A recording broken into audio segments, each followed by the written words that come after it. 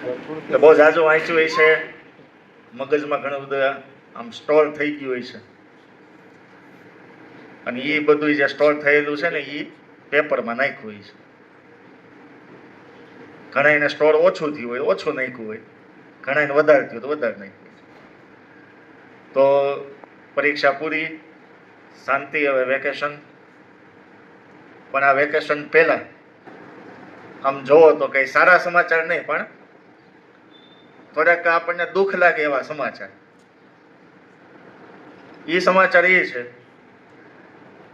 કે ઘણા સમયથી તમે આ જે સ્ટાફ છે આખો, એ સ્ટાફની અંદર એક શિક્ષક તરીકે ગનુ સાહેબને જોઉં છો ને, અને ટૂંક સમયમાં જ આ સ્કૂલની અંદર જ્ઞાન સહાયક તરીકે હાજર થયા હતા. એમના વતનથી ઘણું બધું દૂર છે, તો હવે એમને એમના વતનમાં, એમના ઘરથી નજીકમાં મળી ગયું છે. એટલે એમના માટેનો આજે આ છેલ્લો દિવસ. તો છેલ્લા દિવસે આપણે એમનું સન્માન કરવું પડે, કેમ કે તમને તો મજા આવી જઈ છે, બધાને મજા આવતી હતી ને, પણ અમને પણ ઘણી બધી મજા આવી. અમે સાથે બેસીને બધા જમતા હતા, વાતચીત કરતા હતા. ઉંમરમાં એ અમારાથી ઘણા નાના છે, પણ ભણેલા છે અમારા બધાથી વધારે. એટલે એમના વતનમાં એમને જે મળી ગયું છે, તો એના માટે એમને અભિનંદન આપીએ છીએ.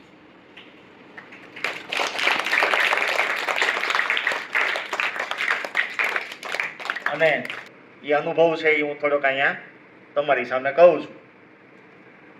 આમ ગણો તો અમે ત્રણ ભાઈઓ છીએ, એમાં જે મારો સૌથી નાનો ભાઈ છે ને, એવડા ગનુ સાહેબ છે. એટલે જ્યારે અમે સાથે બેસતા ત્યારે એવો અનુભવ થતો કે હું મારા ભાઈની હારે જ બેઠો છું. આવી લાગણી છે એ જેટલો સમય અહીંયા આવ્યા છે એટલા સમયથી મને અનુભવ થઈ. બાકી ભણાવવામાં તમને ખ્યાલ છે કે એ શિક્ષક તરીકે છે, હોશિયાર છે, તો ભણવામાં તમને મજા આવી છે. તો જેમ તમને મજા આવી એમ અમને પણ મજા આવી.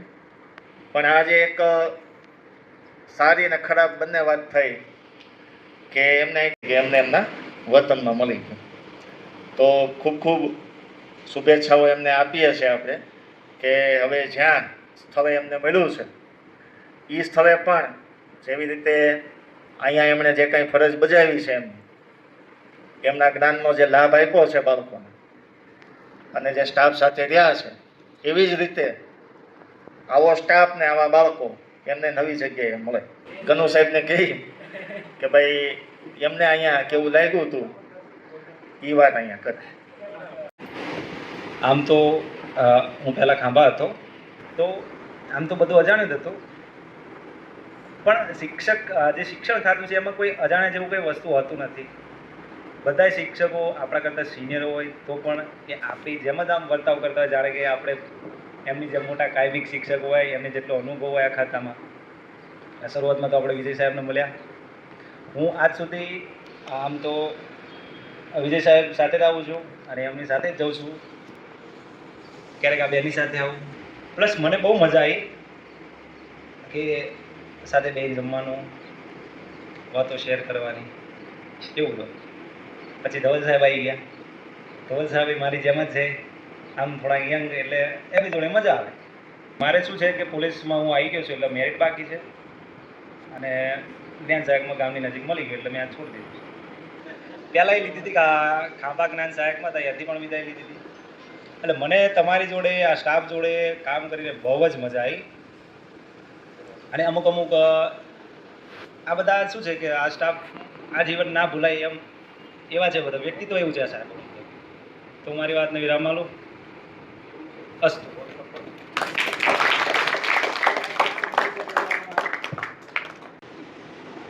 કે સાથે રહેવાની મજા આવે. આ શિક્ષકનો વ્યવસાય એવો છે કે આમાં વારંવાર જ્યાં પણ જે તે સ્કૂલમાં જતા હોય તો દરેક સ્કૂલમાં જે શિક્ષકો મળે એ પોતાના જ થઈ જાય. ઘણા વર્ષોથી સાથે નોકરી કરતા હોય તો પારિવારિક લાગણી થઈ જાય. હવે અહીંયા રોજ અમે જમવાનું અમારે રોજ અહીંયા હોય છે. ઘરે નથી જમતા પણ સ્ટાફ હારે જમીએ છીએ તો સ્ટાફ એ પરિવાર જ થયો ને. આ પરિવાર હારે જમીએ છીએ તો આ એક પારિવારિક લાગણી છે એ આ વ્યવસાયમાં બંધાતી હોય છે. અને ગનુ સાહેબ એ આપણને ભૂલાશે તો નહીં ક્યારેય, કારણ કે ઘણી વખત આપણે સાહેબની જોડે બેઠા અને ઘણી બધી વાતો કરી હોય એટલે આપણને એ વસ્તુ ભૂલાય. તો અમને તો દુઃખ થયું છે આમ કે તમારા માટે બીજી સ્કૂલ હશે પણ તમે અમારા માટે આ પહેલાં હતા. કદાચ બીજા શિક્ષક આવશે પણ તમારી અંદર જે લાગણી હતી એ તો રહેવાની જ છે ને. તો આ વસ્તુ છે એ છેલ્લે છેલ્લે કહું છું કે જ્યાં પણ જાઓ ત્યાં અને પોલીસમાં જો આવી જાઓ એવી શુભકામના. પીએસઆઈ કે ડીએસપી ડીજીપી બનો અને ક્યારેક આમ ગાડી લઈને નીકળીએ તો અમને પકડતા નહીં. હા, તમને પોલીસમાં મળે તો અમરેલી જિલ્લાના એસપી તરીકે અહીંયા આવો એવી અમે શુભેચ્છાઓ આપીએ છીએ. અથવા તો રેન્જ આઈજી બનો, અમારા આ અમરેલી ભાવનગર જે રેન્જ છે એના, તો એવી શુભેચ્છાઓ આપીએ છીએ. અને સાથે સાથે એ પણ કહીએ છીએ કે અમે અહીંથી તમને ખાલી ટ્રાન્સફર કરીએ છીએ, વિદાય નથી આપતા. તો જ્યારે પણ સમય મળે ત્યારે આ સ્કૂલની, આ બાળકોની અને અમારી વિઝિટ કરવાનું ભૂલતા નહીં. આ તમારું જે ઘર છે ને આ વતન, અને આ પણ તમારું ઘર છે, આવું અમે તમને કહીએ છીએ. બસ. આજે પ્રથમ સત્રનો પહેલા દિવસે પ્રાર્થના સભાની અંદર જેમના માટે ખાસ આયોજન છે એવા આપણા વિદાયમાન શિક્ષક શ્રી ગનુભાઈ, શિક્ષક સ્ટાફ અને વાલા વિદ્યાર્થીઓ, મજા આવી ને? હે? હા. હવે બીજા સત્રમાં પછી આપણે ચોમાસુમાં પલવતા પલવતા આવ્યા ને પલવતા ગયા ને હવે ગોદડું ઓઢીને આવવાનું, ગોદડું ઓઢીને જવાનું. દિવાળી પછી ઠંડીનો માહોલ ચાલુ થશે અને એમાં પણ ભણવાની મજા આવે ઠંડીમાં. છેલ્લો દિવસ છે, છેલ્લા દિવસે તમને ઘણું બધું લેસન આવશે. હોશિયાર હોય ને એને જાજુ આવે, મારી જેવા ઠોસ નિહાળી એને ઓછો આવે. આ તકે ગનુભાઈ આપણી જોડે માર્ચ મહિનાથી જોડાણા ને આજે એનો છેલ્લો દિવસ. આમ જુઓ તો એક ખુશી છે અને એક દુઃખ છે કે આપણી સાથે જોડાઈ ગયા હતા ને હવે ટૂંક સમયમાં પાછા એ જઈ રહ્યા છે. પણ એના વતનથી, એના પરિવારથી ઘણા દૂર હતા. તો એમના બાજુમાં જ વતનની શાળામાં એમને નવી પોસ્ટિંગ મળી ગઈ છે અને આપણે આશા રાખીએ કે પોલીસમાં પણ એમને જલ્દીથી વારો આવી જાય અને અમને દંડા ન મારતા એટલું ધ્યાન રાખજો. તારાપુર નીકળીએ ને તો સાહેબ જોજો હો કે આ વિજય સાહેબની ગાડી છે, વાંધો નહીં, રોકતા નહીં. આગળ વધુને વધુ પ્રગતિ કરે, એમની જે કાંઈ ઈચ્છા શક્તિ છે એ તમામ ભગવાન પૂર્ણ કરે એવી આપણે ભગવાન પાસે પ્રાર્થના કરીએ છીએ. અને અહીંયાથી ગયા પછી કંઈ પણ જરૂરિયાત હોય, કામકાજ હોય તો એની ટાઈમ યાદ કરજો, અમે મદદમાં રહેશું. વિશેષ કંઈ નહીં, પણ સાહેબ જઈ રહ્યા છે અને ખુલતા સત્રે ગનુભાઈ જાય છે અને ભોળાભાઈ આવે છે એટલે આપણે ખુલતા સત્રે બીજા નવા શિક્ષક પાછા આવશે એટલે આપણે આખું વર આમ જુઓ તો આવન જાવન ચાલુ રહ્યું છે, ચાલે રાખે. એ એક વહીવટીનો ભાગ છે. શિક્ષક આવે જાય એવું જ થયા રાખે, પણ વાતાવરણની હારે બાળકો સાથે હળીમળી જવું એ મહત્ત્વનું હોય છે.